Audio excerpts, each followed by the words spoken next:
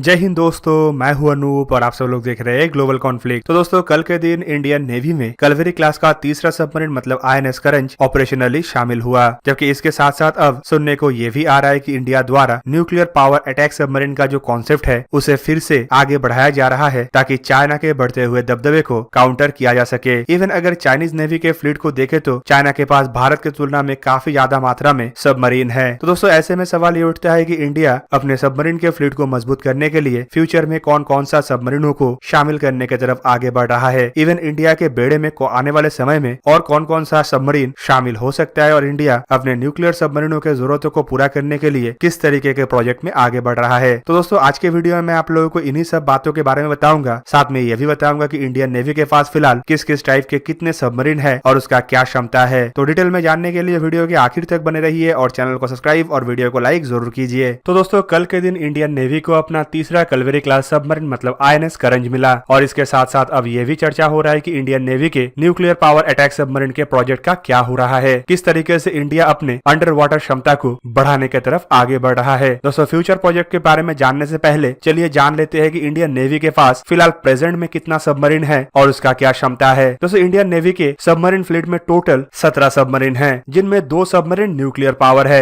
जबकि 15 diesel electric submarine है। दोस्तों, इंडियन नेवी के जो 2 न्यूक्लियर पावर सबमरीन है उनमें से एक है indigenous ballistic missile submarine INS Arihant, जबकि दूसरा रशिया से लीज में लिया हुआ अकुला 2 क्लास के अटैक सबमरीन INS चक्र। इसके अलावा इंडियन नेवी के फ्लीट में जो 15 डीजल इलेक्ट्रिक सबमरीन है उनमें से 3 है कलवेरी क्लास के सबमरीन, जबकि 8 सोवियत रूस के किलो क्लास सबमरीन जिसे इंडिया में सिंधु घोष क्लास सबमरीन भी कहा जाता है। और बाकी के बचे 4 सबमरीन असल में HWD क्लास के सबमरीन है जिसे इंडिया में सुषुमार क्लास सबमरीन कहा जाता है। दोस्तों, जो अरिहांत क्लास के न्यूक्लियर पावर अटैक सबमरीन है इसका वजन 6000 टन है और ये 12 K-15 submarine launch ballistic missile या फिर 4 K-4 सबमरीन लॉन्च बैलिस्टिक मिसाइलों को कैरी कर सकता है। जबकि INS चक्र मतलब अकुला 2 क्लास सबमरीन का वजन 8140 टन है और यह रशिया से 10 साल के लीज में हासिल किया गया है। दोस्तों, इस सबमरीन के हथियारों के बारे में ज्यादा कुछ जानकारी नहीं है, लेकिन संभावित इसमें टॉर्पेडो और एंटीशिप मिसाइलों को फिट किया गया होगा। इंडिया का जो कलवेरी क्लास सबमरीन है वो असल में फ्रांस के नेवल ग्रुप द्वारा बनाया हुआ स्कॉर्पियन क्लास सबमरीन ही है। इसका वजन 2000 टन के आसपास है और ये 6 533 मिलीमीटर टॉर्पेडो ट्यूब के साथ लैस है। जबकि सबमरीन में 18 टॉर्पेडो को स्टोर किया जा सकता है, जबकि इसके अलावा SM-39 एग्जॉस्ट मिसाइलों को भी इसमें लगाया जा सकता है और एडिशनली 30 माइनों को भी टॉर्पेडो ट्यूब के द्वारा लॉन्च किया जा सकता है। जबकि सिंधु घोष मतलब किलो क्लास सबमरीन को देखे तो ये रफली 3000 टन वाला सबमरीन है और इसमें भी 533 मिलीमीटर के टॉर्पेडो ट्यूब है जिससे टॉर्पेडो के अलावा क्लब S मिसाइल और माइनों को लॉन्च किया जा सकता है। और आखिर में जो सुषुमार क्लास मतलब HWD क्लास सबमरीन है इसका वजन 1800 टन के आसपास है और ये भी 533 मिलीमीटर के टॉर्पेडो ट्यूब से ही लैस है जिससे हार्पून ब्लॉक 2 मिसाइल टॉर्पेडो और माइन को लॉन्च किया जा सकता है। तो सब चलिए फ्यूचर की तरफ आगे बढ़ते हैं, जिनमें सबसे पहले आता है उन सबमरीनों का नाम जो ऑलरेडी अंडर कंस्ट्रक्शन है। दोस्तों, ऐसे सबमरीनों में कलवेरी क्लास के बाकी के बचे 3 सबमरीन शामिल है। इनमें से जहाँ पे 2 सबमरीन अंडर सी ट्रायल है तो वहीं पे आखिरी वाला सबमरीन अंडर कंस्ट्रक्शन है। INS वेला और INS वगीर संभावित दिसंबर 2021 और दिसंबर 2022 में इंडियन नेवी में शामिल हो सकता है, जबकि आखिरी सबमरीन INS वक्षीर संभावित 2023 में इंडियन नेवी में शामिल हो। दोस्तों, अरिहांत क्लास का भी 3 और सबमरीन इंडियन नेवी में शामिल होने के लिए तैयार किया जा रहा है, जिनमें इस क्लास का दूसरा सबमरीन INS अरिघात सी ट्रायल के एडवांस स्टेज में है और 2021 में ही इसे इंडियन नेवी में शामिल किया जाएगा। दोस्तों, ये INS अरिघात भी INS अरिहांत जैसा ही 6000 टन का सिमिलर सबमरीन है, पर इसके बाकी के बचे जो 2 सबमरीन मतलब S4 और S4 स्टार है ये इससे थोड़ा अधिक वजन में भारी और करीबन 7000 टन का सबमरीन है। दोस्तों, ये 2 सबमरीन भी एडवांस स्टेज के कंस्ट्रक्शन में है और संभावित इसे 2023 और 2025 में इंडियन नेवी में शामिल किया जाएगा। S4 और S4 स्टार अरिहांत और अरिघात से तुलना में ज्यादा मिसाइलों को कैरी कर सकता है। जहाँ पे अरिहांत 12 K-15 या फिर 4 K-4 मिसाइलों को कैरी कर सकता है तो वहीं पे S4 और S4 स्टार 24 K-15 या फिर 8 K-4 मिसाइलों को कैरी कर पाएगा। दोस्तों, इसके अलावा इंडिया द्वारा चक्र 3 मतलब अकुला क्लास के और एक सबमरीन रशिया से लीज लिया जा रहा है, जिसके ऊपर समझौता 7 मार्च 2019 के दिन इंडिया और रशिया के बीच में हो चुका है। संभावित चक्र 3 नाम से इस सबमरीन को इंडियन नेवी के लिए 2025 में डिलीवर किया जाए। दोस्तों, अब चलिए जानते हैं फ्यूचर के कुछ अन्य सबमरीन प्रोजेक्टों के बारे में, जिनमें सबसे ज्यादा चर्चा में रहने वाला प्रोजेक्ट है प्रोजेक्ट 75I मतलब कलवेरी क्लास के बाद के डीजल इलेक्ट्रिक सबमरीन। दोस्तों, इस प्रोजेक्ट के तहत टोटल इंडियन नेवी के लिए 6 सबमरीन खरीदा जाएगा जो टॉर्पेडो और वर्टिकल लॉन्चिंग सिस्टम से लैस होगा। इसके लिए कई सारे देशों के कंपनियों द्वारा भारत को अपना अपना मॉडल को पेश किया गया है, जबकि भारत के अंदर स्ट्रेटेजिक पार्टनरशिप के लिए 2 कंपनी ऑलरेडी चुना जा चुका है। हाल ही में ये भी खबर है कि डिफेंस मिनिस्ट्री की तरफ से अप्रैल महीने में इस प्रोजेक्ट को लेकर कोई बड़ा डिसीजन किया जा सकता है। इवन कन्वेंशनल सबमरीन के अलावा इंडिया न्यूक्लियर पावर सबमरीन के फ्लीट को भी और मजबूत करने के लिए 2 अलग अलग प्रोजेक्टों में आगे बढ़ना चाहता है, जिनमें एक है भारी भरकम nuclear power ballistic missile submarine, जबकि दूसरा है indigenous nuclear power attack submarine. दोस्तों, जो बैलिस्टिक मिसाइल सबमरीन के प्रोजेक्ट के बारे में कहा जा रहा है वो असल में S5 क्लास सबमरीन है, जिसे अरिहांत क्लास के बाद इंडियन नेवी के लिए बनाया जाएगा। दोस्तों, ये आकार में अरिहांत क्लास के तुलना में लगभग दुगना बड़ा हो सकता है और वजन में करीबन 13,500 से लेके 14,900 टन के बीच के हो सकता है। दोस्तों, इन सबमरीनों में K4 या फिर K15 जैसे शॉर्ट और मीडियम रेंज के बैलिस्टिक मिसाइलों को नहीं बल्कि K6 जैसे इंटरकॉन्टिनेंटल बैलिस्टिक मिसाइलों को लगाया जाएगा। दोस्तों, S5 क्लास के तहत इंडियन नेवी के लिए संभावित 3 सबमरीनों को निर्माण किया जाएगा जो 12 से 16 K6 सबमरीन लॉन्च बैलिस्टिक मिसाइलों को कैरी कर पाएगा। और दोस्तों, इसका रेंज भी 6,000 से 8,000 किलोमीटर तक हो सकता है और संभावित ये मल्टीपल इंडिपेंडेंटली री एंट्री व्हीकलों को कैरी कर सकेगा, जबकि इसके अलावा K4 जैसे मिसाइलों को भी लगाए जाने का संभावनाएं हैं। और दोस्तों, इन सबमरीनों के ऊपर काम संभावित अरिहांत क्लास के बाकी के बचे 2 सबमरीनों के कंस्ट्रक्शन खत्म होने के बाद शुरू हो सकता है। और दोस्तों, सबसे आखिर में वारी आता है इंडियन नेवी का indigenous nuclear power attack submarine का। और दोस्तों, इस प्रोजेक्ट को प्रोजेक्ट 75 अल्फा भी कहा जाता है। प्रोजेक्ट के तहत इंडियन नेवी के लिए टोटल 6 अरिहांत क्लास के बेस पे न्यूक्लियर पावर अटैक सबमरीन का निर्माण करना है। इस प्रोजेक्ट को पहली बार फरवरी 2015 में दुनिया के सामने लाया गया था, लेकिन कुछ कारणों की वजह से ये इतना तेज गति से आगे नहीं बढ़ पाया। 2020 के कुछ रिपोर्टों में यह भी दावा किया गया कि सबमरीनों के प्राइमरी डिजाइन फेज कंप्लीट हो चुका है और DRDO के सबमरीन डिजाइन करने वाले संस्था द्वारा फिलहाल इसके डिटेल डिजाइन और कंस्ट्रक्शन के काम को शुरू करने के लिए तैयारी किया जा रहा है। हाल ही में इन्हीं सबमरीनों के ऊपर भी चर्चा किया जा रहा है कि चाइना के बढ़ते हुए दबदबे को देखते हुए इंडिया को अपना न्यूक्लियर पावर अटैक सबमरीनों के प्रोजेक्ट को तेज गति करना चाहिए। दोस्तों, आपके जानकारी के लिए बता दूं कि ये 6,000 टन के भारी भरकम सबमरीन होगा जो टॉर्पेडो और क्रूज मिसाइल से लैस होगा। फिलहाल इसमें कितना टॉर्पेडो या कितना क्रूज मिसाइल रहेगा इसके बारे में कोई जानकारी नहीं है, पर दोस्तों माना जा रहा है कि ये आने वाले समय में दुनिया के उन्नत तरीन न्यूक्लियर पावर अटैक सबमरीनों में से एक होगा। दोस्तों, प्रोजेक्ट के लिए टोटल 1,20,000 करोड़ मतलब $17 बिलियन